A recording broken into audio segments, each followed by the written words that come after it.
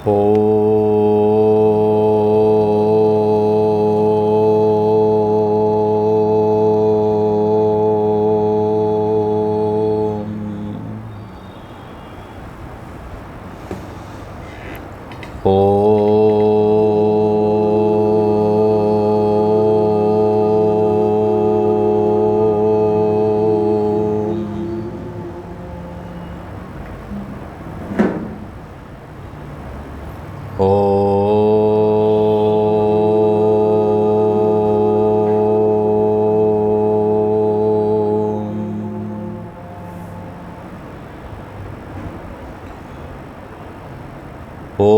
శ్రీ గణేశాయ నమః. ఓం శ్రీ సరస్వత్యై నమః. ఓం శ్రీ గురుభ్యో నమః. ఓం సమస్తజన కళ్యాణే నిరతం కరుణామయం నమామి చిన్మయం దేవం సద్గురుం బ్రహ్మవిద్వరం. శారదా శారదాంబోజవదనా వదనాంబుజే సర్వదా సర్వదాస్మాకం సన్నిధిం క్రియాత్. శృతిస్మృతిపురాణానాం ఆలయం కరుణాలయం నమామి భగవత్పాదశంకరం లోకశంకరం. సదాశివసమారంభాం శంకరాచార్యమధ్యమాం అస్మదాచార్యపర్యంతాం వందే గురుపరంపరాం.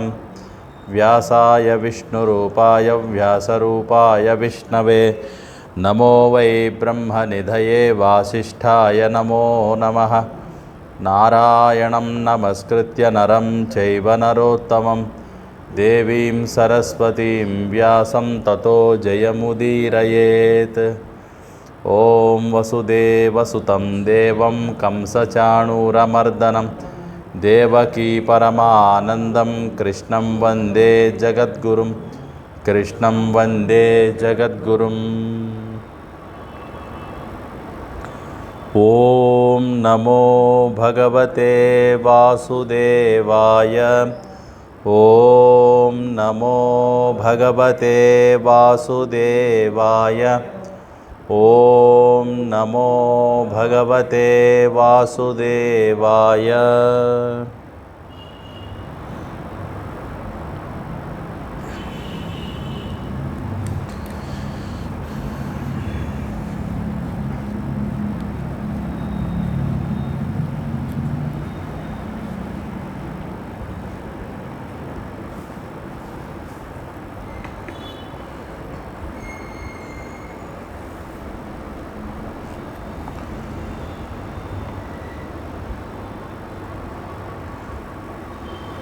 పులస్త్య మహాముని ధర్మరాజుతో కురుక్షేత్ర తీర్థము, అలాగే గంగా సాగర సంగమం, మిగతా పుణ్యనదీ తీర్థాల యొక్క గొప్పమైనటువంటి చిత్రకూట, ప్రయాగ, ఇక గంగా మొదలైనటువంటి తీర్థయాత్రల యొక్క ప్రభావాన్ని గురించి వర్ణించారు. అందులో గంగా నది ప్రవాహము సుమారు 6000 కిలోమీటర్లు అనుకుంటా. గంగా నది గోముఖ్లో ఆవిర్భవిస్తుంది. అక్కడి నుంచి బే ఆఫ్ బెంగాల్ తిరిగి సముద్రంలో కలిసే పర్యంతము ఎంత పొడుగుతా గంగా నది ప్రవహిస్తుందో, ఎక్కడ స్నానం చేసినా అది కురుక్షేత్ర తీర్థంతో సమానం. అంటే కురుక్షేత్రానికి ఒక మహాత్మ్యం ఉంది. అసలు కురుక్షేత్రం అనేది అక్కడ ఎవరైనా సరే ఒకవేళ ప్రాణం త్యాగం చేస్తే కూడా యుద్ధంలో వీరోచితమైన పోరాటం, ధర్మం కోసం పోరాడి ఎవరైతే చనిపోయి వారికి కొన్ని రకాలైనటువంటి ఉత్తమ గతులు ప్రాప్తిస్తాయో అలాంటి ఉత్తమ గతులు అక్కడ స్నానం చేసిన వారికి కూడా లభిస్తాయి అని చెప్పి మనకి పురాణం చెప్తోంది.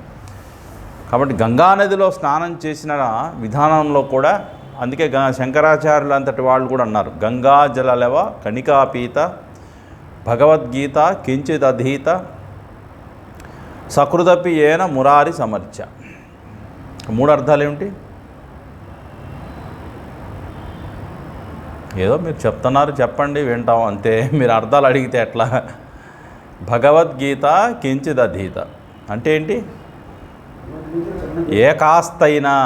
ఏకాస్తైన భగవద్గీత కనుక మనం చదివి ఉంటే, గంగాజలలవ కణికాపీత, ఏకాస్త గంగాజలాన్ని పానం చేసిన, సకృదపి ఏన మురారి సమర్చ.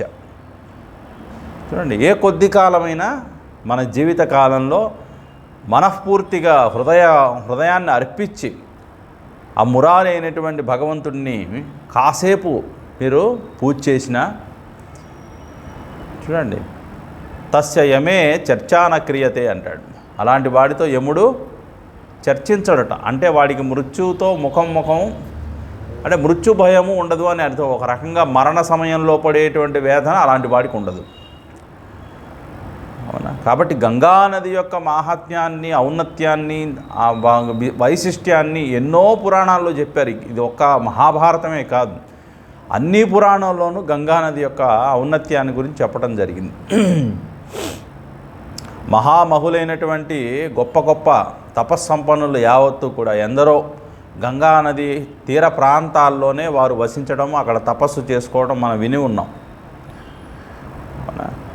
కాబట్టి నిషిద్ధ కర్మలను కొన్ని ఒకవేళ చేయకూడని పనులు, నిషిద్ధ కర్మలు అంటే ఏంటి, చేయకూడని కొన్ని వందల కొద్దీ ఆచరించినప్పటికీ కూడా వారి జీవితంలో గంగానదిలో అలా మునగవేసి స్నానం చేసి గంగే గంగే గంగే అని స్మరణ చేసినంత మాత్రం చేత కూడా అలాంటి వాడి ఆ స్నాన ఫలితం ఏమిటి అని అంటే, ఎన్నో నిషిద్ధ కర్మల తనలో ఏర్పడినటువంటి పాపాలన్నీ కూడా అగ్ని ఇంధనాన్ని దహించినట్లుగా వారిలో ఉన్నటువంటి పాపపు స్థితిని కూడా అలా దహించి వేస్తుంది. అవునా? కృతయుగం అంటే మనకు ముందు యుగం ద్వాపర యుగం, దానికి ముందు యుగం త్రేతాయుగం, దానికి ముందు కృతయుగం. అవునా? కృతయుగాన అన్ని తీర్థాలు కూడా, అప్పటి కాలంలో కృతయుగంలో ఎన్ని నదులు ఉన్నాయో అన్ని నదుల యొక్క తీర్థాలు కూడా పుణ్యదాయకాలే. త్రేతాయుగాన అంటే రాముని కాలంలో పుష్కర తీర్థం చాలా గొప్పదిట. ద్వాపర యుగంలో కురుశ్రేష్ఠ తీర్థం చాలా గొప్పదిట. కలియుగాన గంగా తీర్థం ఉత్తమం. ఇది ఎప్పుడు చెప్పాడు? ద్వాపర యుగంలో చెప్పాడు. మహాభారతం రచన జరిగింది ద్వాపర యుగంలో కదా. కాబట్టి ద్వాపర యుగంలో ముందు యుగాల గురించి చెప్పాడు. తర్వాత యుగంలో కూడా మరి కలియుగానికి మరి పాతకాలం నశించాలంటే ఏం చేయాలంటే గంగానది స్నానమే దానికి సర్వోత్కృష్టమైనటువంటిది అని చాలామంది అంటారు. ఏమండి, ఊరినే గంగానదిలో మునిగితేనే అన్ని పాపాలు పోతాయి ఏమిటి? మునిగి చూడరాదు ఒకసారి.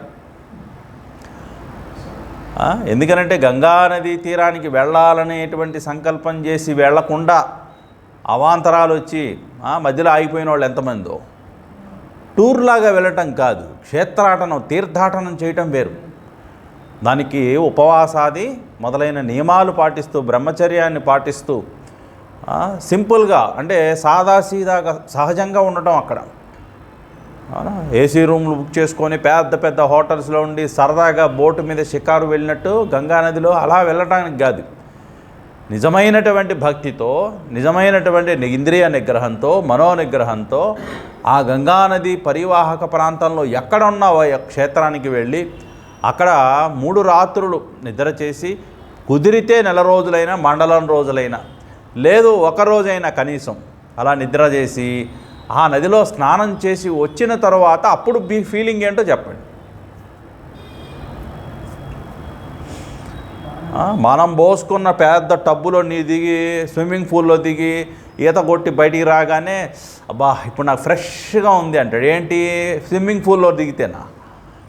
ఆఫ్టర్ ఆల్ మనం కట్టుకున్న స్విమ్మింగ్ పూల్లో దిగితేనే నీకు అంత ఫ్రెష్గా ఫీల్ అయితే, నిజంగా పుణ్యప్రదమైనటువంటి ఎంతో పవిత్రమైన గంగానదిలో దిగితే నీకు అంతకు మించి రాదా ఫలితము? తప్పకుండా వస్తుంది. చల్లటి నీరు తాగితే ఆహా ఎంత బాగుంది గొంతుకు అంటాడు. అవునా? అసలు గంగానదే చల్లగా ఉంటుంది. దానికి ప్రత్యేకంగా ఏ రెఫ్రిజిరేటర్స్ అవసరం లేదు. వేడిగా ఎక్కడా ఉండదు. మొత్తం ప్రవాహం మొత్తం మీద అంతటా చల్లగా ఉంటుంది గంగానది. పరమ పవిత్రమైనదని, ఎటువంటి మాలిన్యాలు అందులో మనం పడేసినా కూడా అందు నుంచి మళ్ళీ బ్యాక్టీరియా లేదా వైరస్ అనేది ద్విగుణీకృతం కాదు అని సైంటిస్టులే చెప్పారే. అంత పవిత్రమైనటువంటి నదిలో ఆ జలంలో ఏముందో ఇప్పటికీ కనుక్కోలేకపోయారు. ఏముండటం చేత, ఏమున్న కారణాన ఆ బ్యాక్టీరియా పెరగడం లేదు, ఆ వైరస్ పెరగడం లేదు. చూడండి, సంవత్సరం కాదు, 2 కాదు, 3 సంవత్సరాలు, ఇప్పటికి నా దగ్గర 5 సంవత్సరాల క్రితం నుంచి ఉన్నాయి గంగాజలం ఇప్పటి వరకు. అప్పుడప్పుడు నేనే తీర్థం స్వీకరిస్తుంటా, మరి నాకేం కాదు. ఆ జలంలో ఉండేటువంటి మాహాత్మ్యం అది. కాబట్టి ఇలాంటి పవిత్రమైన నదీ తీర్థాలన్నిటినీ కూడా మనకి పూజనీయములుగా చెప్పారు. కాబట్టి కలియుగాన గంగా తీర్థం చాలా ఉత్తమమైనటువంటిది. కాబట్టి పుష్కర తీర్థంలో తపస్సు చేయాలి, మహాలయంలో దానం చేయాలి, మలయ పర్వతాన అగ్ని ధ్యానం చేయాలి. అగ్నిదానం కదా, అగ్నియాధానం అని అంటే అగ్నికార్యం చేయాలి. భృంగు తీర్థంలో ఉపవాసం చేయాలి. అంటే ఈ తీర్థాల గురించి చెప్తున్నారు. గంగా తీర్థం, పుష్కర తీర్థం చూడండి, అలాగే మహాలయం తీర్థం అనేటువంటిది, అలాగే మలయ పర్వత తీర్థం. ఇవన్నీ మలయ పర్వతాలు, గంగా నది, ఇవన్నీ ఇప్పుడు మనకు తెలియదేమో కానీ ఒకప్పుడు ఇవన్నీ కూడా అసలు ప్రత్యేకంగా ప్రతి హిందువు కూడా దర్శించుకోదగినటువంటి తీర్థాలు ఇవన్నీ. వాటి ఔన్నత్యాన్ని మనం తెలుసుకోలేకపోయినా కనీసం ఆ కాలంలో గుడ్డిగా పెద్దవాళ్ళు చెప్తే కూడా వెళ్ళొచ్చేవాడు. అవునా? ఇంకా పుష్కరేతు కురుక్షేత్రే గంగాయా మధ్యమేషు చ స్నాత్వా తారయతే జంతు సప్తావరాంస్తథా. పుష్కర తీర్థాన, కురుక్షేత్ర తీర్థాన, గంగా తీర్థాన మధ్యనున్నటువంటి ప్రయాగానంటే ఇప్పుడున్నటువంటి ప్రయాగరాజు, ఆ పాత పేరు నేను చెప్పదలుచుకోవాలి. ప్రయాగరాజ్ తీర్థంలోనూ మునిగి ఈ తీర్థయాత్రికుడు ముందు వెనుక, అంటే ఎవరైతే స్నానాలు చేస్తారో వరుసగా ఎక్కడెక్కడ పుష్కర తీర్థం, కురుక్షేత్ర తీర్థం, గంగా తీర్థం మరియు ప్రయాగ సంగమం దగ్గర ఈ మధ్య మొత్తంలో ఎక్కడ స్నానం చేసినప్పటికీ కూడా ఆ తీర్థయాత్రికుడు ఎవరైతే ఉన్నారో అతడికిట సప్తావరాంస్తథ, ముందు 7 తరాలు, తర్వాత 7 తరాలు కూడా తాను తన స్నానం చేత వారిని ఉద్ధరిస్తున్నట్ట. అదేమిటండి, ఇది లాజిక్ ఉండాలి కదా. ఏదైనా మ్యాజిక్లా మాట్లాడితే ఎట్లా? మీరు 7 తరాలు పాపాలు చేసిన వాళ్ళు కూడా ఉద్ధరింపడతారు ఏమిటి అంటే దీనికి అంతరార్థం చూడండి. ఇప్పుడు ఏ పుణ్యక్షేత్రానికి వెళ్ళి ఏ తీర్థానికి వెళ్ళినా అక్కడ దేవతలను అర్చించి పితరులకి, ఋషులకి తర్పణాలు వదలాలి. ఇలా తర్పణం వదులుతారు. కాబట్టి అక్కడ ముందు తరాల వాళ్ళకి తర్పణాలు వదులుతారు. తర్వాత తరం వాళ్ళు మరి ఎలా పునీతం అవుతారు? నీ ద్వారా కదా తర్వాత వచ్చేది. కాబట్టి నువ్వు పుణ్యబుద్ధితో కూడుకొని ఉంటే, సత్కర్మలు ఆచరిస్తే తదనంతరం వచ్చేటువంటి తరం కూడా నిన్ను అనుసరించే ప్రయాణం చేస్తుంది, నిన్నే ఆదర్శంగా తీసుకొని జీవనం సాగిస్తుంది. అంటే ఆ ప్రభావం 7 తరాల వరకు వ్యాపిస్తుందట. ఇక పునాతి కీర్తితాం పాపం దృష్టా భద్రం ప్రయచ్చతి అవగాఢా చ పీతా చ పునత్యా సప్తమం కులం. గంగానామ స్మరణంట. గంగానదిలో స్నానం చేయడం ఒక ఎత్తు అయితే, కేవలం జయ జయ గంగే హరహర గంగే, జయ జయ గంగే హరహర గంగే అనే గంగానామ స్మరణం చేసిన, లేదా గంగా స్తోత్రం ఉంది, గంగా స్తోత్రాన్ని పారాయణం చేసుకున్న వారిలో ఉన్నటువంటి పాప బుద్ధి అంతా కూడా నశించిపోతుంది. చూడండి, స్మరణంతో పాపాలు నశిస్తాయి, దర్శనం చేత శుభాలు చేకూరుతాయిట. స్నాన జలపారాలతో 7 తరాలను తాను పవిత్రం చేస్తుందిట గంగానది. ఇంకా మనకి మామూలుగా ఈ హరిశ్చంద్ర ఘాట్ మొదలైనటువంటి అక్కడ కాశీలో ఘాట్లు ఉన్నాయి. అలాగే ప్రయాగ తీర్థలో కూడా అక్కడ కూడా చేస్తుంటారు. అక్కడ నిమజ్జనం చేయడానికి వెళ్తుంటారు ప్రయాగలో. అవునా? గయలో పిండం పెడతారు. చూడండి, కాశీలోనేమో ఏం చేస్తారు, ఉత్తరకర్మలు అక్కడ చేస్తారు. అక్కడి నుంచి నిమజ్జనమేమో ప్రయాగలో త్రివేణి సంగమంలో చేస్తారు. అక్కడి నుంచి గయలో పిండం పెడతారు. ఇవన్నీ ఎందుకు పెట్టారు సైంటిఫిక్గా అనేది ఇక్కడ చెప్తున్నారు. అంటే భారతదేశంలో ఉన్నటువంటి అన్ని నదుల్లో కన్నా కూడా అక్కడ ఏవైతే కాల్చిన తర్వాత ఎముకలు దాంట్లో నిమజ్జనం చేస్తారో ఆ ఎముకలు ఆ నదిలో కలిసినా కూడా బ్యాక్టీరియా రాదుట.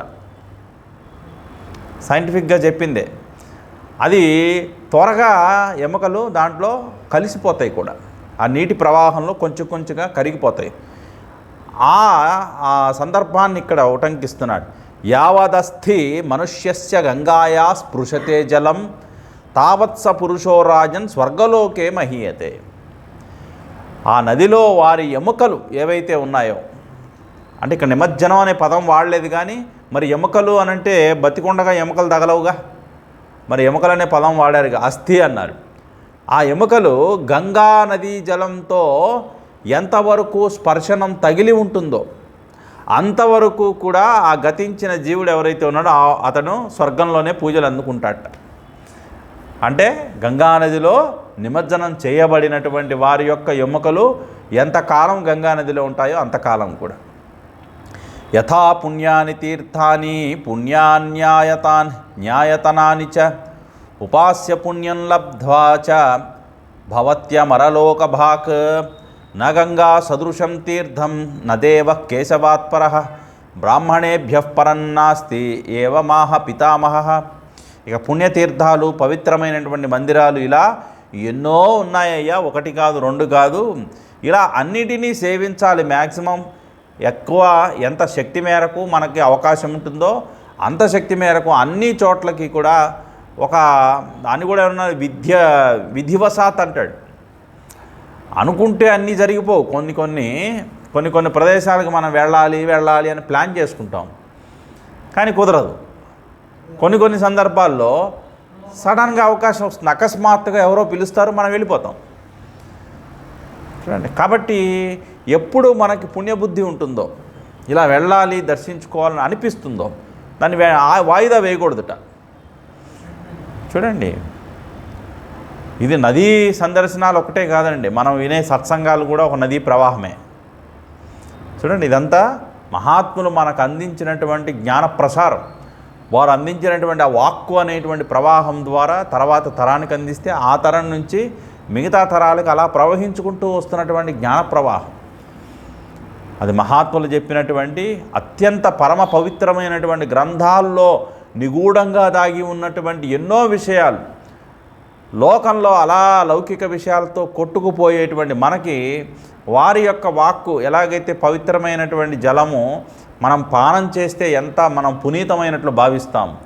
గుళ్ళో ఎక్కడెక్కడ తిరిగినా ఏమేం చేసినా పూజారి గారు తీర్థం ఇస్తే ఆ కొంచెం తీర్థం తీసుకోగానే ఏదో పరిపూర్ణత వచ్చినట్లుగా ఒక భక్తుడు భావిస్తాడు. చూడండి, గుళ్ళో కాసేపు కూర్చున్నా ఇంక రండి పోదాం అన్నారనుకోండి, ఉండండి తీర్థం తీసుకొని వస్తానంటాడు.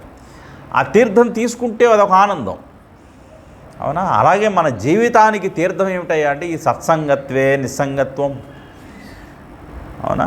కాబట్టి అటువంటి పుణ్య తీర్థాలని నేను దర్శించాలి అని అనుకున్నామా, ఇక వేరే కారణం చెప్పి సాకులు చెప్పి దాన్ని పక్కకు వాయిదా వేయకూడదు. అలాగే మన నిత్య సత్సంగాలు కూడా అనేకమైన పనులు ఉండొచ్చు. చూడండి, రోజులో ఎన్నో పనులు, పొద్దున్న లేచిన దగ్గర నుంచి సాయంత్రం వరకు ఈ తోలు కోసమే కదండి మనం పాకులాడేది. ఈ తోలును అంటి పెట్టుకొని దీన్ని ఆదరించి అభిమానించి గౌరవించి ప్రేమించే వారి కోసమే మనం పరితాపం చెందుతాం. మనం దాని గురించి ఆలోచిస్తున్నాం, ఇంకా అది తప్ప ఇంక వేరే లోకం లేనట్టుగా. చూడండి, మరి లోపల ఎంతోమందికి ఇక్కడ అలా జీవించే వారిని తప్పుపట్టట్లేదు. ఇక్కడ లౌకికంగా వారికంటూ కొన్ని బాధ్యతలు నిర్వర్తించవలసినటువంటి బాధ్యతలు ఉంటాయి, కుటుంబ బాధ్యతలు. అది నీ ద్వారా అందరికీ జరగబడేటువంటి ఒకానొక బాధ్యతాయుతమైనటువంటి కర్మ. అది నువ్వు వద్దనుకున్నా నీ ద్వారా జరుగుతుంది. అవునా కదా? ఇంట్లో పనులు వద్దనుకొని కూర్చోలేవు. ఒకవేళ వద్దనుకొని కూర్చున్నా పరిస్థితులు డిమాండ్ చేస్తాయి నీ ద్వారా ఆ పనులు చేయించేట్లుగా. అవునా కదా? ఇప్పుడు నాకు వద్దనుకుంటాం, ఒక రకమైన జీవితం ఇంట్లోనే పడేటువంటి కొన్ని మనకు వద్దనుకుంటాం. వద్దనుకొని మౌనంగా ఉండగలమా? లేదు. ఏదో ఒకటి వాళ్ళ ద్వారా వాళ్ళకి జరగాల్సింది ఏదైతే ఉందో ఆ ఊరకనే కూర్చోబుద్ధి కాబట్టి ఏదో ఒక పని చేయాలనిపిస్తుంది. ఇదంతా నీ ద్వారా అందరికీ జరిగేటువంటి ఒకానొక పని. మరి నీ కొరకు నువ్వేం చేసుకుంటున్నావు? జీవుడిగా నన్ను నేను ప్రశ్నించుకోదగినటువంటి విషయం అది. నాకు నేను చేసుకుంటున్నా, జీవితంలో నేనేం చేయాలో చేస్తున్నా. మరి జీవితానికి ఏం చేయాలి? నా లైఫ్కి నేనేం చేసుకోవాలి?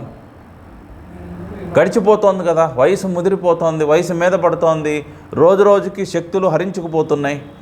ఆలోచన శక్తి ఇవాళ ఉన్నది రేపు ఉండకపోవచ్చు.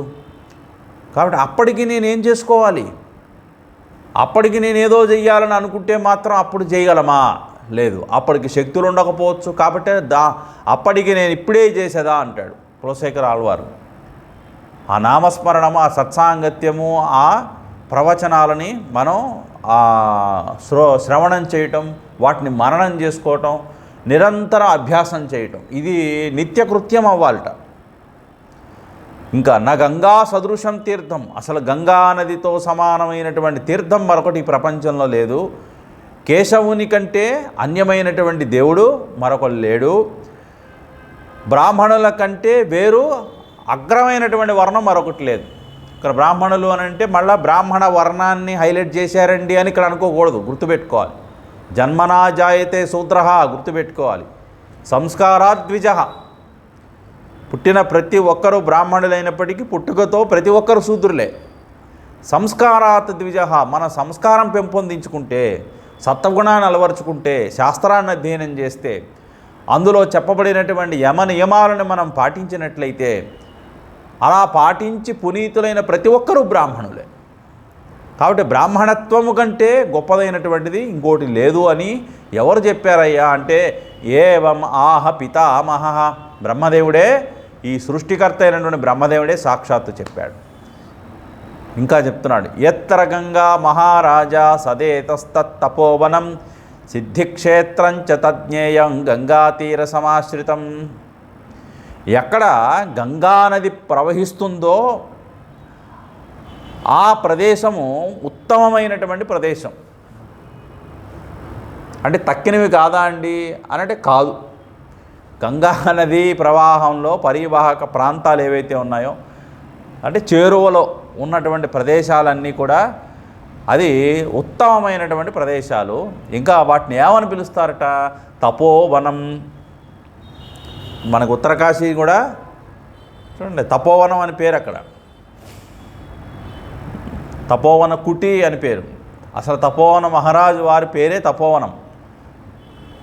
అవునా? ఆయన మరి తపస్సులకు నిలయం. సాక్షాత్తు ఆ రూపం చూస్తేనే మనకి ఆ శరీరంతో భోగాలు అనుభవించేటువంటి ఆ రకమైన ఆలోచనలు ఎక్కడ ఆయనకి ఇంచుకైనా లేవు అన్నట్లు మనకు కనిపిస్తాయి. పూర్తిగా సాధనకు ఉపయోగించి పసితనం నుంచి నిగ్రహంతో, పసితనం నుంచి పరమ వైరాగ్యముతో, కేవలము ఆ ఆధ్యాత్మిక జిజ్ఞాసతో, ముముక్షుత్వాన్ని కలిగి ఎంతో తీవ్రమైనటువంటి సాధన చేసి కఠినమైనటువంటి వ్రతాలని, ఆ నియమాలని పాటించి ఆ శరీరాన్ని యావత్తు కూడా సాధనకే అంకితం చేసినటువంటి పరమ మహాత్ములైనటువంటి వారు తపోవన మహారాజు. అలాంటి ఆయనే గంగానది తీరంలో ఉంటూ గంగాదేవిని విడిచిపెట్టలేక, ఆ గంగానది ప్రవాహము కేవలము ఒక నీటి ప్రవాహము కాదు, అది జ్ఞానగంగ. ఆ జ్ఞానగంగ ప్రవహిస్తుంటే వచ్చేటువంటి గంగానది ఘోష ఏమిటో తెలుసా అంటే ఓంకారనాదాన్ని తలపిస్తుంది అంటాడు. ఆ నాదాన్ని వింటూనే నేను ఈ తనువు చాలించాలి, ఇక్కడి నుంచి నేను ఇంకెక్కడికి రాను. 32, 33 ఏట ఆయన అక్కడికి వెళ్తారండి. అప్పటి నుంచి చివరి క్షణం వరకు ఒక్కరోజు కూడా గంగా పానం కానీ గంగా తీరంలో కానీ లేకుండా ఉన్న రోజులు లేవు. మళ్ళా కిందకి రాలేదండి ఆయన. నిరంతరము జీవిత పర్యంతము గంగానది గంగా తీర వాసనలోనే ఉన్నారు. గంగానది స్నానం చేశారు, గంగా పానం చేశారు, గంగా ధ్యానము చేశారు. ఎక్కడ మనకు అలాంటి వాళ్ళు కనిపించరు. అప్పుడప్పుడన్నా ఈ లోకానికి వచ్చి ఇంటికి వచ్చి ఎంత వదిలిపెట్టినా మళ్ళీ ఇంటికి వచ్చి వాళ్ళని పలకరించి నేను ఇప్పుడు హిమాలయాల్లో ఉంటున్నానని 4 మాటలు అనిపించుకొని వెళ్తారు గొప్పగా. మా వాడు హిమాలయాల్లో ఉంటున్నాడని. అలాంటి ఎంకరేజ్మెంట్లు కూడా ఆయన కోరుకోలేదు. ఒక్కోసారి అనిపిస్తుంది, ఎంత కొన్ని కోట్ల మంది కదా ఈ భూప్రపంచంలో ఆధ్యాత్మికంగా ఉండాలనుకునే వాళ్ళలో కొన్ని కోట్ల మంది ఉంటారు. అవునా? సుమారు 700 ప్రపంచ జనాభా మొత్తం తీసుకుంటే కూడా దాంట్లో ఎంతమంది ఇటువంటి మహాత్ముల యొక్క పరంపరలో ఉన్నటువంటి ఆ పరంపరలోకి మనం ఎలా రాబడ్డాం? మనం రాబడ్డాం? మనం కూడా మామూలు లౌకికంగా జీవించవచ్చు కదా. ఎక్కడైనా 4 డబ్బులు సంపాదించుకుంటే హాయిగా మనకు కావాల్సింది తినచ్చు, కావలసిన ఇల్లు కట్టుకోవచ్చు, కావలసినట్లుగా సుఖంగా జీవించవచ్చుగా. మరి అలా లేకుండా ఈ విధంగా ఈ మార్గంలోకి ఎలా తేబడ్డాం అనుకుంటే రావేమండి. గుర్తుపెట్టుకోవాలి. మహాభారత ప్రవచనం ఉన్నది అని మెసేజ్ రోజు పెడుతున్నాను నేను, అవునా, గ్రూపులో పెడుతున్నా. ఎంతమంది గ్రూపులో అసలు చెక్ చేసుకుంటున్నారో తెలియదు. రకరకాల గ్రూపులు ఉన్నాయి కాబట్టి అందులో ఇది ఒక గుంపులో గోంది అనుకుని వదిలేసేవాళ్ళు చాలామంది ఉన్నారు, అవునా కదా. చాలా గ్రూపులు ఉంటాయి వాళ్ళకి, కుల సంఘాలని అవని ఇవని రాజకీయాలు ఇంకేమిటో. ఆధ్యాత్మికంగా ఉన్నప్పటికీ ఇదే మార్గం ఏమిటి, ఇంకా వేరే ఆధ్యాత్మికంగా దాంట్లో ఉండేవాళ్ళు ఉంటారు. ప్రత్యక్షంగా మనం చెవులతో, ప్రత్యక్షంగా ఇక్కడ నోటితో మహాభారతాన్ని అక్కడ ఉన్నది ఉన్నట్లుగా ఏమాత్రం ప్రక్షిప్తాలు లేకుండా అందులో ఏమున్నదో వ్యాస భగవానుల వారు దర్శించి ఆయన నోటితో చెబుతూ ఉండగా సాక్షాత్తు శ్రీ విఘ్నేశ్వరుడు రాసినటువంటి మహాభారతాన్ని మనం చదువుకొని అధ్యయనం చేసేటువంటి ఈ భాగ్యం ఎలా దక్కింది అంటే, అంతటి మహాత్ములు అంత గొప్ప తపస్సు చేసి మనల్ని ఎంచుకొని మరీ ఇందులోకి లాక్కున్నారు. అయస్కాంతానికి ఇనుము ఆకర్షితమైనట్టు ఎన్నో కోట్ల వివేకచూడామణిలో మొదటి శ్లోకమే అది. శతకోటి జన్మ సుకృతై పుణ్యై వినా, ఎన్నో కోట్ల జన్మల్లో మనం పుణ్యం చేసుకోకపోతే, చూడండి, మనుష్యత్వం ముముక్షుత్వం మహాపురుష సంశ్రయ. అసలు మనుష్యత్వం అంటే ఏమిటి? ఒక మనిషిగా మనం పుట్టలేం. ముముక్షుత్వం, మోక్షం పొందాలనేటువంటి కోరిక పుట్టదుట. ఏది? ఎన్నో జన్మల్లో మనం పుణ్యం చేసుకొని ఉంటేనే ఆ బుద్ధి పుడుతుందిట. అది కూడా పుట్టింది పో. మోక్షం పొందాలనుకున్న వాళ్ళందరికీ సద్గురువులు దొరుకుతున్నారు ఏమిటి?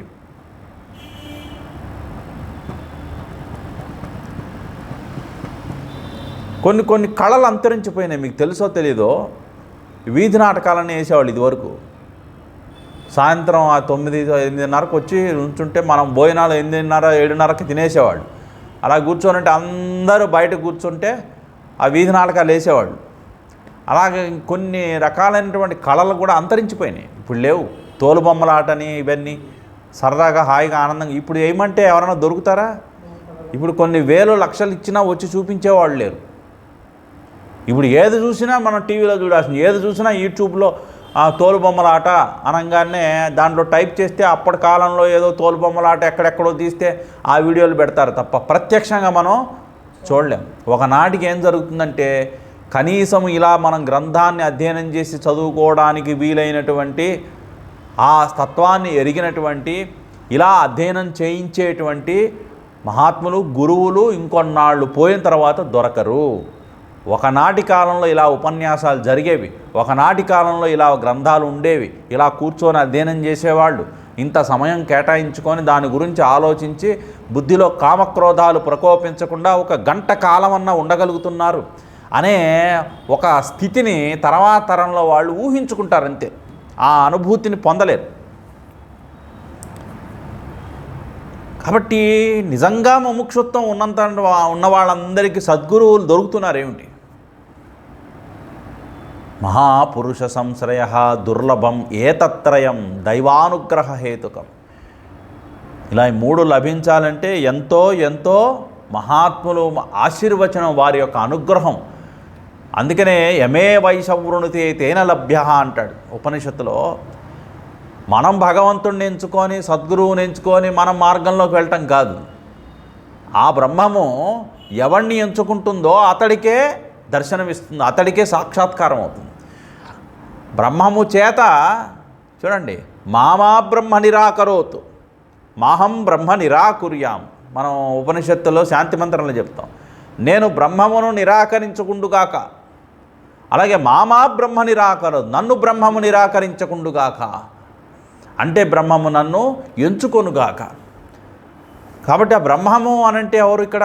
అంతటి బ్రహ్మానుభవ స్థితిలో ఉన్నటువంటి మహాత్ముల యొక్క చూపు మన పైన పడిన, ఒక పిలుపుతో మనల్ని శాస్త్రాన్ని వినమని పిలిచిన ఆ పిలుపుని చాలా చులకనగా తీసేయకూడదు. అలా పిలిచేవాళ్ళు ఎవరు ఉండరు. ఇంకొన్నాళ్ళు పోతే గ్యారంటీ నేను రాసిస్తానండి. ఇది పెద్ద అక్షరాలతో తాటికాయంత రాసేయమంటే రాసిస్తా.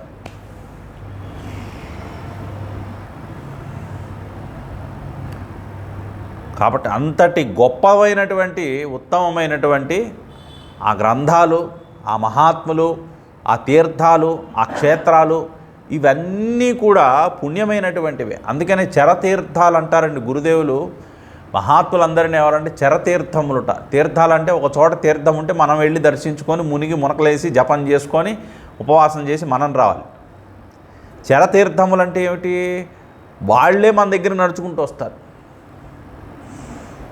చూడండి, ఎక్కడో ఉత్తర కాశీలో విద్య నేర్చుకున్న గురుదేవులు చూడండి ఎక్కడ నేర్చుకున్నారు? ఉత్తర కాశీలో, హిమాలయాల్లో కఠినమైన బ్రహ్మచర్యంతో, కఠినమైన తపస్సుతో, ఒక పూట తిండి దొరుకుతుందా అన్నంత గొప్ప పరిస్థితిలో భిక్షాటనం చేసుకొని గొప్ప ఐశ్వర్య సంపన్నులైనప్పటికీ కూడా భిక్షాటన చేసి అంత తీవ్రమైనటువంటి వేదాంత విద్యను అభ్యసించి ఆ వేదాంత అభ్యసనం ద్వారా తనకు కలిగినటువంటి ఆ అనంత ఆనందాన్ని ఇది నాతో పెట్టుకోవడం కాదు, అందరికీ అందించాలి, అందరికీ వినిపించాలి, అందరూ ఇది అందుకునే విధంగా నేను దీన్ని ప్రచారం చేయాలనేటువంటి సంకల్పం గురుదేవులు కలగటం, ఆ సంకల్పానికి ప్రతిరూపంగా ఈనాడు ప్రపంచవ్యాప్తంగా 350 సెంటర్స్, చిన్మయ మిషన్ సెంటర్స్, చివరికి ఎక్కడ ఉత్తరకాశీ, ఎక్కడ విజయనగరం, అలా ఎవరి సెంటర్ వాళ్ళు అనుకోవాలి.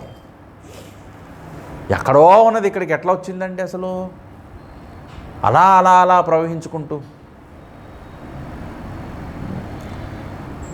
అది అంటే మహాత్ముల యొక్క ఔన్నత్యం, సద్గ్రంథాల యొక్క ఔన్నత్యం, పుణ్యక్షేత్రాల యొక్క ఔన్నత్యం, అలాగే గంగా ప్రవాహము, గంగా నది యొక్క ఔన్నత్యం. అందుకనే గంగా నది తీరంలోనే తపోవన్ మహారాజ్ ఎందుకు ఉన్నారు అని అంటే ఆ స్పృహ ఎప్పుడు ఆధ్యాత్మికమైనటువంటి జ్ఞాన స్పృహ, స్వరూప స్పృహ, స్వరూప అనుభవంలో తాను నిలవడానికి చక్కటి ఉపాయముగా ఉన్నది అని ఆయన అక్కడే ఉండిపోయారు.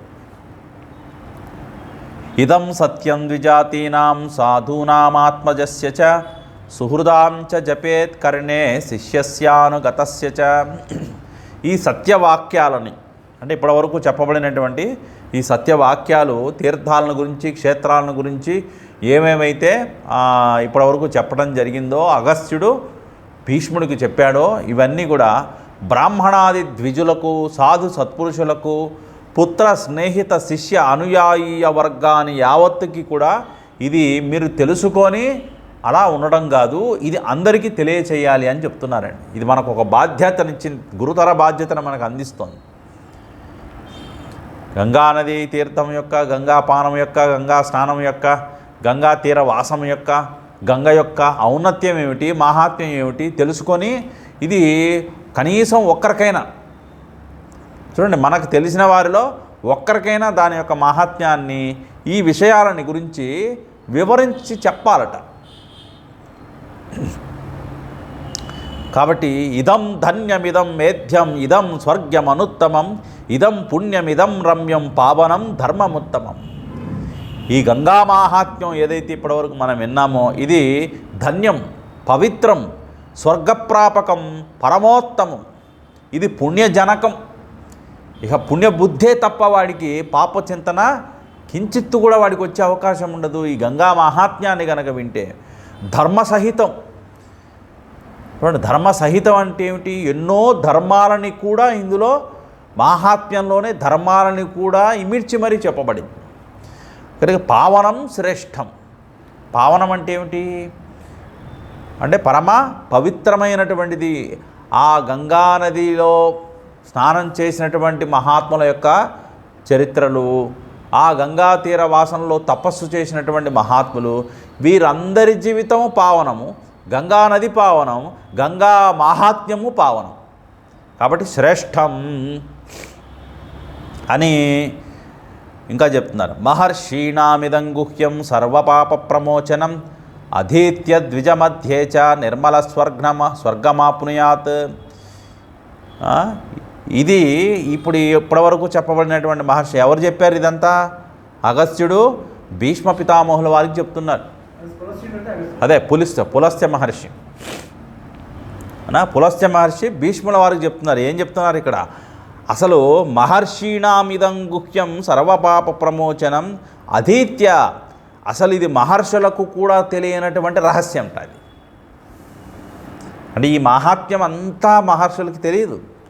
వారికి తెలిసిన మంత్రాలు అది పురస్చరణ చేసుకుంటూ గంగా తీరవాసం చేస్తారు. ఇదంతా పెద్ద రహస్యం. ఎంత తెలుసుకున్నా ఇంకా తెలియనటువంటి రహస్యం ఎంతో ఉంది. అదన్నీ ఇక్కడ చెప్పట్లేదు. కాబట్టి ఇది మహర్షులకు కూడా తెలియనటువంటి ఒక గొప్ప రహస్యం. అన్ని పాపాలని తొలగించేటువంటి సకల పావకమైనటువంటిది. ద్విజమండలిలో, ద్విజులంటే ఎవరు? ఎవరైనప్పటికీ కదా. ద్విజులంటే ఎవరు అంటే ఉపనయన ప్రక్రియ జరిగిన ప్రతి ఒక్కరు కూడా ద్విజులే. మొదట మనం మామూలు పుడతాం, తర్వాత ఏం చేస్తారు? ఉపనయనం చేస్తారు. ఉపనయనం చేసేటప్పుడు మళ్ళా ఉపనయనం జరిగిన వారు కూడా ద్విజులు అని పిలువబడతారు. కాబట్టి ఈ ద్విజమండలిలో ఈ గంగా మహాత్మ్యాన్ని, అంటే ఎవరైతే ద్విజులుగా ఉన్నారో వాళ్ళందరికీ కూడా ఈ గంగా మహాత్మ్యాన్ని వినిపిస్తే వారు ఆ వినిపించినటువంటి వారు స్వర్గాన్ని తప్పకుండా పొందుతారు.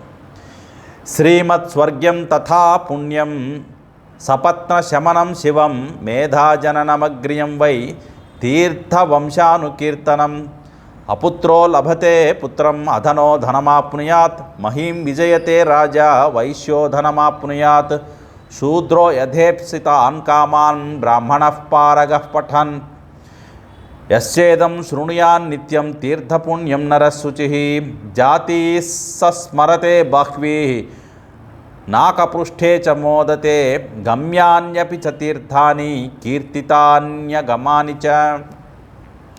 ఈ తీర్థ సమూహ వర్ణనం అంటే మొత్తం తీర్థాల గురించి ఏవేవైతే చెప్పారో ఈ తీర్థ సమూహ వర్ణనం, దాని యొక్క మాహాత్మ్యం విన్నటువంటి వారికి సంపత్ప్రదం, స్వర్గప్రదం, పుణ్యజనకం, శత్రునివారకం, భయ నివారకం, శుభప్రదాయకం, మేధాశక్తి జనకం.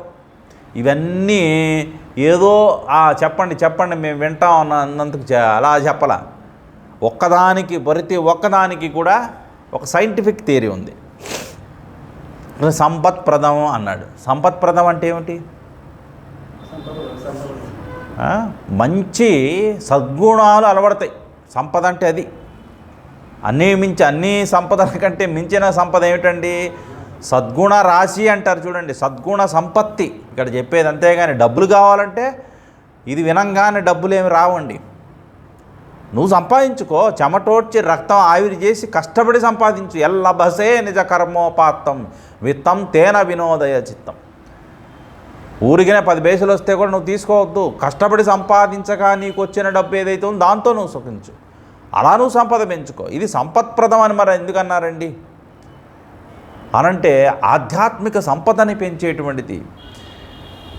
ఆ సంపద బయట ఊరికినే లభించేది కాదు, వచ్చినది స్థిరంగా ఉండేది కాదు. తాత్కాలిక వైరాగ్యంతో కొద్ది రోజులు మండల దీక్షలు తీసుకొని ఆ దీక్షలు తీసుకొని ఏదో పండగలకి పబ్బాలకి పంచగట్టుకొని పూజ చేసినంత మాత్రాన మనం పెద్ద మహాత్ములముగా పరమ సత్పురుషులుగా మనమే ఎంచబడం. ఆ సత్పురుషత్వాన్ని మనం నిలుపుకోగలగాలి కదా. సద్బుద్ధి నిలుస్తుందా మనకి ఎప్పుడు? వక్రబుద్ధి అప్పుడప్పుడు వస్తుంటుందా అంటే వక్రబుద్ధి ఎక్కువ వస్తుంటుంది, అప్పుడప్పుడు సద్బుద్ధి వస్తుంది. కానీ ఎవరైతే ఈ మహాత్మ్యాన్ని వింటారో వారికి సద్గుణ సంపత్తి అంటే వివేక వైరాగ్య శమధమాది షట్క సంపత్తి అనేదైతే ఆధ్యాత్మిక సంపత్తిగా చెప్పబడిందో ఆ సంపత్ప్రదం, స్వర్గప్రదం అంటే ఏమిటి? నిరామయ స్థితి అని అర్థం. ఇక్కడ మనసులో ఎటువంటి చీకు చింతలు లేకుండా ఎప్పుడు ప్రశాంతంగా ఉండగలిగేటువంటి మానసిక స్థితే స్వర్గప్రదం, పుణ్యజనకం. వాడు ఏం ఆలోచించినా ఏ పని చేసినా చూడండి, అతని ద్వారా ఏ పని జరిగినా అది పుణ్యజనకం అవుతుంది. అంటే 10 మందికి మేలు చేసేటువంటి కర్మలే చేస్తాడు తప్ప ఇక అలాంటి వాడు, ఈ మాహాత్మ్యాన్ని తెలుసుకున్నటువంటి వాడు లోక కళ్యాణార్థమే తన శరీరాన్ని ఉపయోగిస్తాడే తప్ప పాపచింతనలతో పాపకర్మలు చేయడు. శత్రునివారకం అంటే లోపల మనలో దాగి ఉన్నటువంటి నిగూఢంగా ఉన్నటువంటి కామక్రోధాది అరిషడ్ వర్గాలు కావచ్చు, బయట శత్రువులు కావచ్చు. బయట శత్రువులు కూడా నశిస్తారా అండి అనంటే ఎస్. చూడండి, మనలో ఓర్పు, సహనము, తితిక్ష, చూడండి మనలో సత్యం, ధర్మం అనేటువంటి నిష్ఠ మనకు వచ్చిందనుకోండి, ఆ రేడియన్స్ ఏదైతే ఉందో మనలో ఆ సద్గుణాల యొక్క ప్రభావము చేత మన నుంచి ఉట్టిపడేటువంటి తేజస్సు వాడి మైండ్ని అరెస్ట్ చేస్తుంది.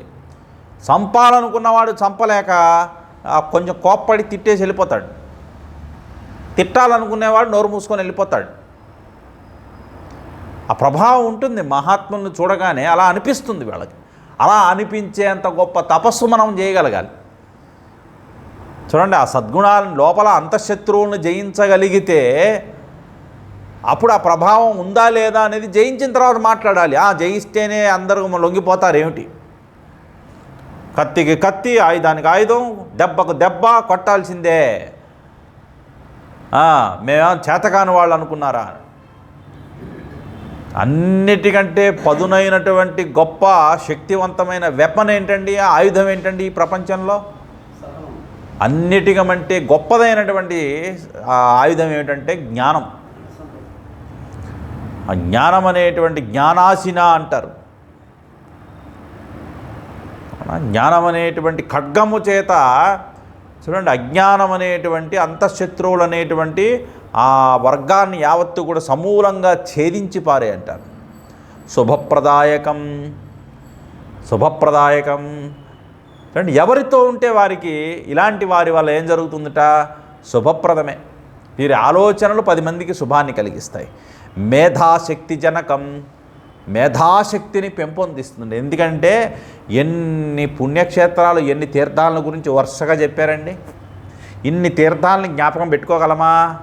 పెట్టుకోలేము. ఒకవేళ నిరంతరం అభ్యాసం చేస్తూ ఉంటే, వింటూ ఉంటే ఏమవుతుందట? అది జ్ఞాపకంలో ఉంటుంది. కాబట్టి ఆటోమేటిక్గా ఏమవుతుందంటే మేధాశక్తి పెరుగుతుందట.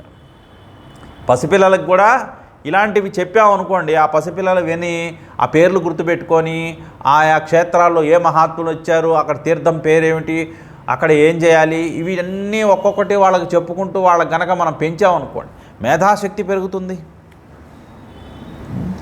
కాబట్టి ఇలాంటి మహాత్మ్యాన్ని చదివితే వారికి పుత్రులు లేకపోవటం అనేది ఉండదు. పుత్రులు అంటే ఏమిటంటే సంతతి లేకపోవడం అనేది ఉండదు. తప్పకుండా వారు సంతతిని పొందుతారు. అధనుడు ధనాన్ని పొందుతాడు, రాజు భూమిని జయిస్తాడు, వైశ్యుడు ధనరాశులను వశం చేసుకుంటాడు, శూద్రుడు తన కోరికలను తీర్చుకుంటాడు. అంటే ఇక్కడ ఒక్కొక్క వర్ణానికి ఒక్కొక్క స్థితి ప్రతి ఒక్క వ్యక్తిలో ఉన్నాడండి. శూద్రుడంటే ఎవరు? శారీరక దృష్టి కలిగి శరీర సుఖం కోసం ప్రాకులాడే ప్రతి ఒక్కడు శూద్రుడే. చూడండి, అలాంటి శారీర తాదాత్మ్యం ఉన్నటువంటి ప్రతి ఒక్కరు శూద్రుడే. పోనీ శారీరక తాదాత్మ్యం ఉన్నవాడికి కూడా మేలు కలిగిస్తుందట. చూడండి, శారీరక తాదాత్మ్యం ఉన్నవాడికి ఈ గంగా మహాత్మ్యం అంటే ఏం జరుగుతుంది? వాడు ఏం కోరికలు కోరుకుంటే అది తీరుతుంది. వైశ్యుడు అంటే ఎవరు? ధన లాభం కలుగుతుందన్నాడు ఇక్కడ. వైశ్యుడు అంటే ఎవరు? చూడండి, తన కోసము కాక సమాజం కోసం ధనాన్ని నేను సంపాదించి సామాజికంగా ఆర్థికంగా నేను పెంపొందించాలి, అందులో నేను చేయూతనియ్యాలి అనుకునే ప్రతి ఒక్కడు వైశ్యుడే. అలాంటి వారికి ధనరాశులు తాను వశం చేసుకుంటాడు అన్నాడు. రాజు భూమిని జయిస్తాడు.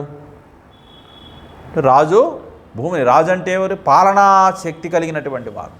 ఈ పాలన చేసేటువంటి వారు భూమిని ఎందుకు జయిస్తారు అనంటే వారిలో ఆ క్షాత్రత్వము అనేటువంటి దానికి జ్ఞానము అనేటువంటిది జోడింపబడినప్పుడు ఎప్పుడు ఎక్కడ ఎలా ప్రవర్తించాలో చూడండి, సామధాన భేద దండోపాయాల్లో ఎప్పుడు ఏది ప్రయోగించాలో ఆ ప్రయోగాన్ని చేయగలిగినటువంటి ఒక సునిశ్చితమైనటువంటి విచక్షణ బుద్ధి ఆ రాజుకి అలవడుతుంది. ఒక్క రాజు తప్పు చేస్తే ఏమైపోతుందంటే మొత్తం పాలితులు అందరూ కూడా బాధపడాల్సి వస్తుంది. అలాంటి రాజు సత్పరిపాలన చేయాలి అనంటే ఈ మహాత్మ్యాన్ని ఉంటే వాడి బుద్ధి బాగుపడుతుంది. అవునా? ఇంకా ఇలా సంపూర్ణ తీర్థ దర్శన అభిలాష కలిగి, సంపూర్ణ తీర్థం అంటే ఏమిటి? గోముఖ నుంచి గంగాసాగరం వరకు మొత్తం అన్ని తీర్థాలన్నిటినీ కూడా దర్శనాభిలాష కలిగినటువంటి మానవుడు ఏ తీర్థాలని చేరలేడో, ఒకవేళ వెళ్ళాలనుకొని ఏ తీర్థాలనైతే తాను చేరుకోలేడో, చూడలేడో, దర్శించలేడో వాటిని మనసులో సంభావించి యాత్ర చేయాలట. ఒకవేళ ఏదన్నా వెళ్ళలేకపోతే ఆంది వేనే కదండి, ఆ తీర్థాన్ని కూడా చూసుకొని వెళ్దామని అంటే ఒక 40 మందితో వెళ్తున్నప్పుడు వాళ్ళు ఏమంటారు, టైం లేదండి మనం టూర్ ప్యాకేజ్ పెట్టుకున్నాం కాబట్టి ఇటే పోవాలి మనం అంటాడు. అంటే అది దాటిపోయేటప్పుడు ఏం చేయాలి, కనీసం ఆ తీర్థాన్ని దర్శించలేకపోతున్నాను కాబట్టి మనసులో భావించిన ఆ యాత్రలో ఆ ఫలితం వస్తుందట. వసుగణం, ఆదిత్యులు, సాధ్యగణం, మరుద్గణం, అశ్విని దేవతలు, మహర్షులు అందరూ కూడా పుణ్యలాభ ప్రాప్తికై, అంటే వీళ్ళందరూ ఎవరట చూడండి, వసువులు, ఆదిత్యులు, సాధ్యులు, మరుత్తులు, అశ్విని దేవతలు, మహర్షులు, వీరందరూ ఎవరుట, వారి వారి స్థాయిలో వారు పుణ్యం చేసుకోబట్టి వారికి ఆ స్థాయి వచ్చింది. మరి వారి స్థాయి ఎప్పుడు నిలుపుకోవాలంటే ఏం చేయాలి, మళ్ళా వాళ్ళు పుణ్యం చేసుకోవాలి. అలాంటి వారికి పుణ్యలాభ ప్రాప్తికై వీళ్ళు ఏం చేస్తారట, ఈ తీర్థాల్లోనే వచ్చి స్నానం చేస్తారట. కాబట్టి ఓ ధర్మనందన, ఇప్పుడు ఎవరు చెప్తున్నారు, నారదుడు ఇదంతా పులస్త్యుడు భీష్ముడికి చెప్పినట్లుగా చెబుతూ ఇప్పుడు నారదుడు వారు ధర్మరాజును అంటున్నారు, ఓ ధర్మనందన, నీవు కూడా ఉత్తమ వ్రత నియమాలను పాటిస్తూ విధి ప్రకారం పుణ్యాన్ని పెంచుకుంటూ ఈ తీర్థయాత్రని సాగించాలి. పుణ్యాన్ని పెంచుకుంటూ ఆస్తిక భావముతో, వేద అనుశీలనముతో, అంటే వేదాలలో చెప్పినట్లుగా ప్రవర్తనని అలవర్చుకొని ముందుగా నువ్వు జితేంద్రియుడివై ఉండాలి. ఈ యాత్రలో సాగించడానికి ముందు నువ్వేం చేయాలి, జితేంద్రియుడవై ఉండాలి. సాధు సత్పురుషులే ఈ తీర్థయాత్రను చేయగలరు. కామాతురులైనటువంటి వారు ఈ తీర్థయాత్రలు చేసినా ప్రయోజనం లేదు, చేయలేరు అని అంటే మేము చేసి చూపిస్తాం చూడండి అని చెప్పి ఇప్పుడు చేసి చూస్తున్నారు కదా. చేసినంత మాత్రాన వాళ్ళు గొప్పవాళ్ళు అయిపోతారు ఏమిటి? చంద్రగ్రహణం రోజు, సూర్యగ్రహణం రోజు మేము వండుకొని తింటాం, ఏమవుతుందో మేము చూస్తాం అని సముద్రం ఒడ్డున బీచుల దగ్గర వండి పెట్టినటువంటి గొప్ప గొప్ప మహాత్ములు ఉన్నారండి. బిర్యానీలు, పలావులు, ఆ పలావులు ఈ పలావులు పెట్టి ప్లేట్లో పెట్టి ఒక పక్క సూర్యగ్రహణం జరుగుతుంటే ఒడ్డున అలా బంతులు కూర్చోబెట్టి భోజనాలు పెట్టి తినండి ఏమవుతుందో చూద్దాం. పుక్కుటే పురాణాలు ఇలా చెప్పారు తినకూడదని, నేను చెప్తున్నాను తినండి అని చెప్పి అందరికీ పెట్టి తినిపించారు. ఏమవుతుంది? ఏం కాదు. కానీ జరగవలసినటువంటి హాని ఏదైతే ఉన్నదో ఆ హాని జరిగిన తర్వాత ఫలానా కారణం వల్ల జరిగింది అని అంటే అప్పుడు ఒప్పుకోడు, కానీ తప్పకుండా ఫలితం మాత్రం ఉంటుంది. కొన్నిటికి ప్రత్యక్ష తార్కాణాలు ఏమో అవసరం లేదండి. కొన్నిటికి ప్రత్యక్ష తార్కాణాలు కావాలా? వైరస్ ఎక్కడి నుంచి వచ్చింది చెప్పండి, ఎక్కడి నుంచి వచ్చింది? ఎక్కడో ఎవడో చైనా వాడి మీద వేస్తాం మనం. చైనా వాడిదే తప్ప మంద లేదా చెప్పండి? చైనా వాడిదే తప్ప అక్కడే వచ్చిందా? అక్కడే ఎందుకు వచ్చింది? ఇంకా చెప్పాలంటే అసలు వైరస్లు లేని రోజు ఏముందండి? లేని క్షణం ఏమిటండి? ప్రతిరోజు మన వైరస్ల మధ్యలో తిరుగుతున్నాం. తగ్గిపోయింది ఏంటి ఇక్కడ? వ్యాధి నిరోధక శక్తి తగ్గిపోయింది. ఎందుకు తగ్గిపోయింది? తేజస్సు హరించుకుపోతుంది కాబట్టి. ఇంద్రియాల యొక్క దాన్ని ఏమంటారు, వినియోగం ఎక్కువైపోయింది. ఎక్కువగా వినియోగము దుర్వినియోగం రెండు కూడా. వినియోగం అంటే ఏంటి? Over time. దుర్వినియోగం ఏంటి అంటే చేయకూడనటువంటి పనులు ఎక్కువైపోయినాయి. ఇప్పుడు ప్రతి మనిషి, చిన్న పిల్లవాడు మొదలుకొని పెద్దవాళ్ళ వరకు కూడా ఆ ఇంద్రియ నిగ్రహం అంటే కూడా అసలు ఆ మాట కూడా అర్థం కూడా తెలియదు. అసలు ఆ పదం వింటేనే పాపం అన్నట్లుగా, అది పెద్ద తప్పు అన్నట్టుగా, చేతగాని వాళ్ళు చేసేట్లుగా, ఆ పౌరుషానికి అది బంధకంగా, అది ప్రతిబంధకం అండి. పౌరుషం ఉండాలండి. ఎంజాయ్, ఎంజాయ్, తాగు, తాగు, ఎగురు, నీ ఇష్టం, అడ్డే లేదు, నా ఇష్టం అని చెప్పి నువ్వు ఎక్కడైనా తిరుగు, నా ఇష్టం, ఇది నా హక్కు అనుకో, నువ్వు ఎంజాయ్ చెయ్యి. ఎవడు అడ్డొస్తాడో చూస్తానని చెప్పి లౌకికులు బోధిస్తుంటే మహాత్ములు చెప్పి శంఖంలో చెవు ఊదినట్టుగా, అదే చెవులో శంఖం ఊదినట్టుగా ఎంత చెప్పినా మాత్రం వినబడుతుందా? ఎక్కుతుందా? ఇవి పడతాయా మనసుకి అంటే పట్టవు. కాబట్టి వేదాలు వినాలన్నా, గురువాక్యాన్ని చెవులో వేసుకోవాలన్నా కొద్దిగా అయినా సరే బ్రహ్మచర్యాన్ని పాటించి ఉండాలి, ఇంద్రియ జయం సాధించి ఉండాలి. అలాగే తీర్థయాత్రలు చేసేవాళ్ళు కూడా ముందు ఇంద్రియ జయాన్ని సాగించి ఉండాలి. అవునా? అలాంటి సాధు పురుషులే తీర్థసేవనం చేయగలరు. బ్రహ్మచర్యాన్ని ఆచరించని వారు, చూడండి, బ్రహ్మచర్యాన్ని ఆచరించని వారు, చిత్తాన్ని అదుపులో పెట్టుకోలేనటువంటి వారు, అపవిత్రమైనటువంటి భావనలు ఆలోచనలు కలిగిన వారు, ఆచారాలు ఎన్నడూ పాటించినటువంటి వారు, కపట భావంతో చరించేటువంటి వారు, ఇతరుల సొమ్ముల పట్ల ఆసక్తితో వారి సొమ్మును హరించేటువంటి చోరులైనటువంటి వారు, వక్ర బుద్ధి కలిగినటువంటి వారు, సక్రమంగా లేక వక్రమైనటువంటి మార్గాలు అడ్డదోవల్లో ఆలోచించేటువంటి బుద్ధి కలిగిన వారు, శ్రద్ధ లేని కారణంగా ఈ తీర్థాలలో వారు స్నానం చేయలేరు. అంటే స్నానం చేస్తున్నారు కదండి అని ఇప్పుడు మనం అనొచ్చు. స్నానం చేసినా నీళ్ళల్లో మునిగారంతే. అర్థమైంది కదా? నీళ్ళల్లో మునిగారు. ఆ ఫలితం మాత్రము ఎట్టి పరిస్థితుల్లోనూ పొందలేడు. కాబట్టి నీవు, ఓ ధర్మానందన, నీవు ధర్మాచారాలు తెలిసి మసలుతున్నావు. నీవు తండ్రి, తాత, ముత్తాత, బ్రహ్మాది దేవతలు, మహర్షులను కూడా సంతుష్టపరిచావు. ఇంద్ర సమాన తేజం కలవాడివయ్యావు. నీవు వసువుల లోకాలని చేరుకుంటావు. నీవు ఈ భూమిపైన సాటి లేనటువంటి కీర్తిని గరిస్తావు అని ఎవరు చెప్పారు? కాదు, పులస్త్యుడు చెప్పాడు. ఎందుకనంటే ఇవన్నీ వసువులను చేరుకుంటా ఉన్నాడు. వసువులు అంటే ఈయనెవరు?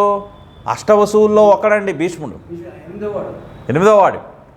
ముందు 7 వసువులు గంగా ప్రవాహంలో కలిపేస్తుంది గంగాదేవే. 8వ వాడు, అష్టవసువుల్లో 8వ వాడు ఆయన. కాబట్టి నువ్వు అష్టవసువులను చేరుకుంటావు అని చెప్పి పులస్త్యుడు చెప్పాడు అని ఈ విధముగా నారద ఉవాచ ఏవముక్త్వాభ్యనుజ్ఞాయ పులస్త్యో భగవాన్ ఋషి ప్రీతేన మనసా తత్రైవాంతరధీయత భీష్మశ్చ కురుషార్దూల శాస్త్రతత్వార్థదర్శివాన్ పులస్త్యవచనాచ్చైవ పృథివీం పరిచక్రమే. ఈ ప్రకారంగా భీష్మునితో ఇన్ని కూడా వివరించి చెప్పాడు. ఎవరు? పులస్త్య మహర్షి. ఆ పులస్త్య మహర్షి అలా చెప్పగా అన్నీ ఆలకించాడు. అలా చెప్పేసి ఆయన ఏం చేసేట, అలా మౌనంగా ఉన్నాడు పులస్త్య మహర్షి. భీష్ముడికి కూడా జన్మ ధన్యమైపోయినంత గొప్పగా భావించాడు. మనం ఏదో క్లాసుల రూపంలో మనం వింటున్నాం కానీ నిజంగా ఒక మహర్షి మన దగ్గర కూర్చొని చెప్పితే, చూడండి, నిజంగా ఒక మహామహర్షి దగ్గర నేను కూర్చొని ఆయన ఆ తీర్థాలన్నిటి గురించి చెబుతుంటే ఎటువంటి భావన కలుగుతుందో ఆ భావనని మనం ఊహించుకుంటూ వినాలండి. ఇది ఆ భావనని ఊహించుకుంటూ మనం చదవాలి.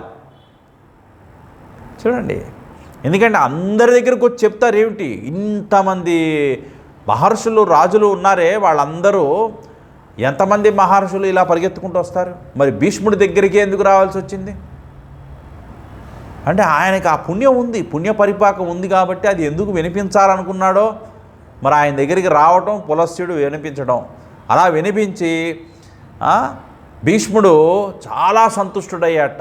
ఇక ఈ జన్మకి ఇంత గొప్పగా నేను క్షేత్రాల గురించి, తీర్థాల గురించి విన్నటువంటి దాఖలాలు ఇంతకు ముందు లేవు, ఇక ముందు ఉండబోవు అని ఎంతో హృదయము దాన్ని ఏమంటారు, ఒక రకంగా నిండిపోయిందిట. సంతుష్టుడయ్యాడు. అలా సంతుష్టుడవగా పులస్త్య మహర్షి ప్రసన్న చింతంతో అలా ఇవాళ నేను ఉత్తమమైనటువంటి అర్హుడైనటువంటి వారికి నేను అన్నీ వినిపించాను అనే భావంతో ఆయన అక్కడే అంతర్ధానం అయిపోయాట, అంటే మాయమైపోయాడు. అవునా? ఇక భీష్మశ్చ కురుషార్దూల శాస్త్రతత్వార్థదర్శివాన్, ఇలా శాస్త్రాల యథార్థాన్ని గ్రహించినటువంటి భీష్ముడు ఇప్పుడు ఎవరు చెప్తున్నారు? నారదుడు ధర్మరాజుకు చెప్తున్నాడు. ఓ కురుశ్రేష్ఠ ధర్మరాజా, ఇలా శాస్త్రాల అర్థాన్ని, యథార్థాన్ని గ్రహించినటువంటి భీష్ముడు పులస్త్యుని వచనానుసారము ఆయన ఏ తీర్థాలను గురించి వరుస క్రమంలో అన్నిటినీ వివరించి చెప్పాడో వాటన్నిటినీ కూడా చూడండి, తీర్థయాత్ర విహారం అనేటువంటి నెపముతో, చూడండి, తీర్థయాత్ర వివాహం అనే నెపంతో ఈ భూమినంతా చుట్టొచ్చేసట. మరి ఎంతకాలం పట్టింది అనేది ఇక్కడ చెప్పలేదు. భీష్ముడు తీర్థయాత్రలు చేశాడు కాబట్టి ఇప్పుడు తీర్థయాత్రలు ఎవరు చేయాలండి అంటే ముసలోళ్ళు ముతకోళ్ళు అన్నీ అయిపోయిన వాళ్ళు చేయాలండి అని కాదు.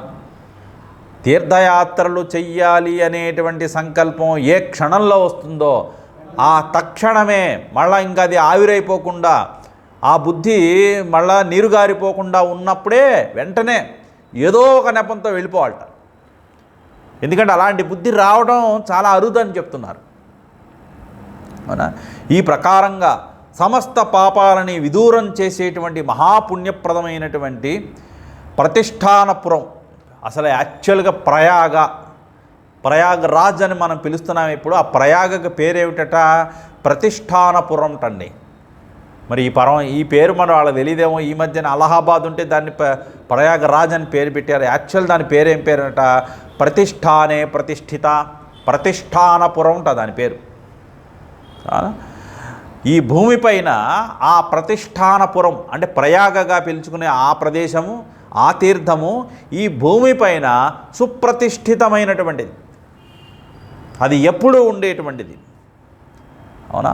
అనేన విధినాయస్తు పృథివీం సంచరిష్యతి అశ్వమేధ శతస్యాగ్రయం ఫలం ప్రేత్య స భోక్ష్యతి. ఇక విధి అనుసారము ఎవడు తీర్థయాత్రని సాగిస్తాడో, విధి అనుసారం అన్నాడు ఇక్కడ. విధి అనుసారం అంటే ఏమిటి? ఏనాడు ఆ బుద్ధిలో సంకల్పం కలిగిందో ఆ సంకల్పం కలిగిన క్షణం నుంచి అలా ఎవరైతే తీర్థయాత్రలు సాగిస్తాడో, ఈ భూమి చుట్టూ తిరుగుతాడో, భూమి చుట్టూ అంటే ఎక్కడెక్కడ తీర్థాలు ఉన్నాయో అక్కడ అన్నీ కూడా తిరుగుతాడో, 100 అశ్వమేధ యాగాల ఫలితాన్ని పొంది దేహత్యాగానంతరం అంటే దేహం వదిలిపోయిన అనంతరం ఆ ఫలితాన్ని అనుభవిస్తాడట. ఓహో, అదే సంగతి. దేహం వదిలిపోయిన తరువాత ఈ తీర్థయాత్రల ఫలితం లభిస్తుందా? అయితే మేము చేయమండి. ఇప్పుడు ఏదైనా ఫలితం లభించేటుంటే చెప్పండి. కానీ ఈ తీర్థయాత్రల ఫలితం చనిపోయిన తర్వాత వస్తుందంటే చనిపోయిన తర్వాత వచ్చునో రానో ఎవరికి తెలుసు. కాబట్టి నాకు వద్దులేండి. అర్థమైందా? తీర్థయాత్రల ఫలితం ఎప్పుడు వస్తుందట? దేహత్యాగానంతరం. కాబట్టి దేహత్యాగానంతరం ఈ ఫలితం నీకు లభిస్తుంది అని అంటే మనం ఇప్పుడు ఏం చెప్తాం? అబ్బాయి వద్దండి అంట. అవునా? ఎల్ఐసి అంటే ఏంటి? Life insurance corporation of India. LIC ఎందుకు కడుతున్నావు? ఇన్వెస్ట్మెంట్లు వేరు. ఎల్ఐసి అనేది పాలసీ, జీవిత బీమా పాలసీ. ఎందుకు కడుతున్నావు అండి? మనం పోతే సడన్గా పోతే ఏదో ఒకటి కొన్ని ప్రీమియములు కట్టి మినిమం ఇన్ని ప్రీమియంలు కట్టి చనిపోయినా ఎవరైతే మనల్ని అంటి పెట్టుకొని ఉన్నారో, మన మీద ఆధారపడి ఎవరైతే ఉన్నారో అంటే ఫలానా వ్యక్తి ఎవరైతే ప్రీమియం కడుతున్నాడో వాడు ఆ బీమా పాలసీదారుడు, అతని మీద ఎవరైతే ఆధారపడి ఉన్నారో వీడు చనిపోయిన తర్వాత డబ్బు వస్తుంది. అంతేగాని బతికుండకి ఇస్తారేమిటి? చనిపోయిన తర్వాత డబ్బు వస్తుంది కదా అని చెప్పి మనం కట్టకుండా మానేస్తున్నామా? చనిపోయిన తర్వాత ఫలితం వస్తుందనంటే దీన్ని మాత్రం వదిలేస్తాం. మరి ఇది మాత్రం చనిపోయిన తర్వాత నువ్వు డబ్బు ఇస్తారో ఎవరో నీకు తెలుసా? ఏమో ఇంకోటి ఏదైనా నెపం పెట్టి ఇంకోటి ఏదో పెట్టి నీకు డబ్బు రాకుండా చేస్తారేమో, ఎవరు తెలుసు? ఏదండి రూల్స్ అన్నీ పక్కాగా రాసి ఉన్నాయండి దాంట్లో అనుకుంటాం. రూల్స్ అన్నీ ఎంత పక్కాగా రాసి ఉన్నా సరేలే, ఎంత మనం కష్టపడి సంపాదించిన డబ్బునంతా అలా ప్రీమియంలు కట్టి మనం చనిపోయిన తర్వాత వాళ్ళకు వస్తుందని అంటే నీకు కాదుగా వాళ్ళకి కదా వచ్చేది. కానీ ఇక్కడేం చెప్తున్నాడు? నీది నీకే వస్తుంది.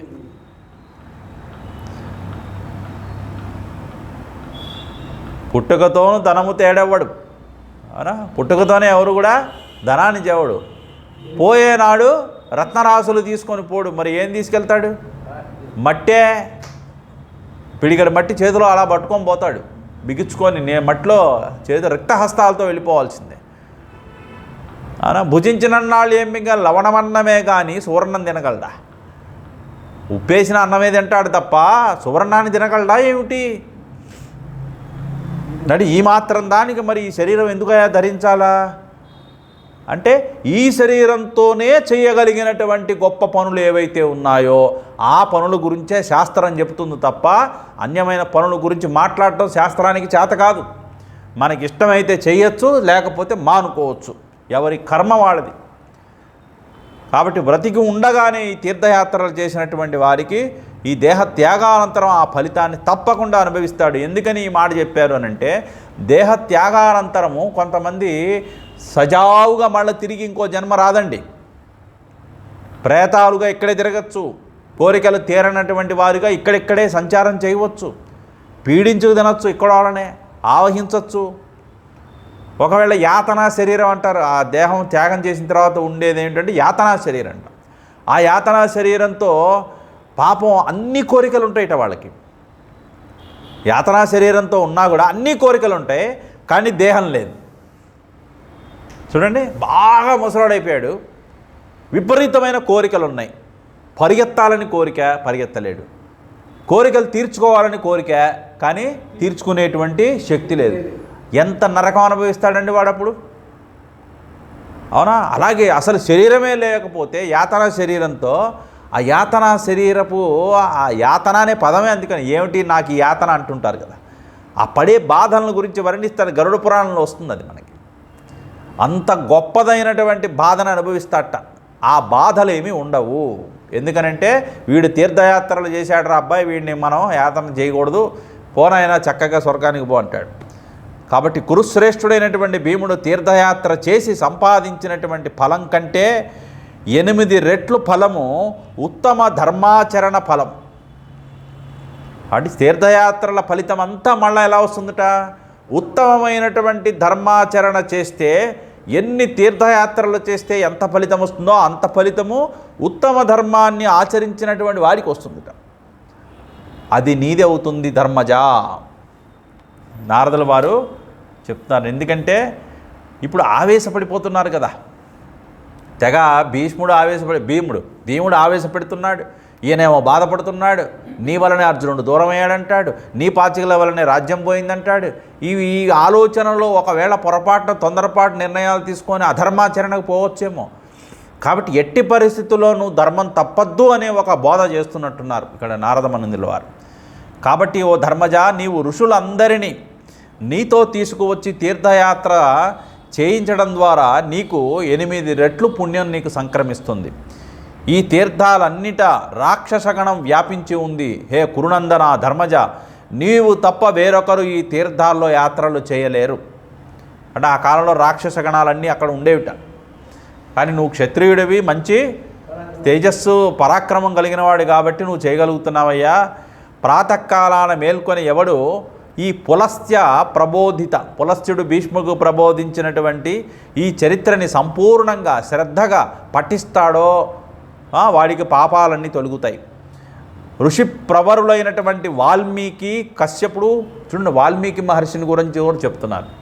వాల్మీకి, కశ్యపుడు, ఆత్రేయుడు, కుండజఠరుడు, భరద్వాజుడు, వశిష్ఠుడు, ఉద్దాలకముని, శౌనకుడు, పుత్రునితో కూడినటువంటి వ్యాసుడు, మళ్ళా వ్యాసుల గురించి వ్యాసుడు, దూర్వాసుడు, జాబాలి మొదలగు వారందరూ కూడా నీ రాకకై ఎదురు చూస్తూ ఉన్నారు. నువ్వు ఈ తీర్థయాత్రలలో నీకు వాళ్ళు ఎక్కడైనా తారసపడచ్చు. కాబట్టి వీరందరితో తీర్థయాత్రని కొనసాగించు. అమిత తేజస్సంపన్నుడైనటువంటి లోమస మహర్షి నీతో వస్తాడు. నీ వెంట నీవు వెంటనే యాత్రని ఆచరించు. ఈ యాత్రలన్నిటిలో నేను కూడా నీ వెంట ఉంటాను అని నారదుల వారు చెప్తున్నారనమాట. కాబట్టి ప్రాచీన కాలం నాటి నుండి మహాభిషుని వలె నీవు కీర్తిని పొందుతావు. మహాభిషుడు అనేవాడు ఒక ఆయన ఉన్నట్ట, అంటే మహాభిషుడు. ఆయన ఎంత కీర్తిని సంపాదించాడో నీవు కూడా అంత గొప్ప కీర్తిని సంపాదిస్తావు. ధర్మాత్ముడైన యయాతి వలె, వీళ్ళ వంశం వాళ్ళే, పురూరవుని వలె ధర్మాచరణ చే నీవు కూడా మహా తేజస్సంపన్నుడు అవుతావు. భగీరథుడు, రామచంద్రుడు మొదలగు వారి వలె ఇక్ష్వాకు వంశంలో నీవు సూర్యకాంతితో అందరినీ మించి ప్రకాశిస్తావు. మహాకీర్తిమంతులైనటువంటి మనువు, ఇక్ష్వాకు, పూరుడు, వైన్యుడు అంటే వేణుడు ఆదిగా కలిగినటువంటి రాజుల వలె నీవు కూడా ప్రసిద్ధిని పొందుతావు.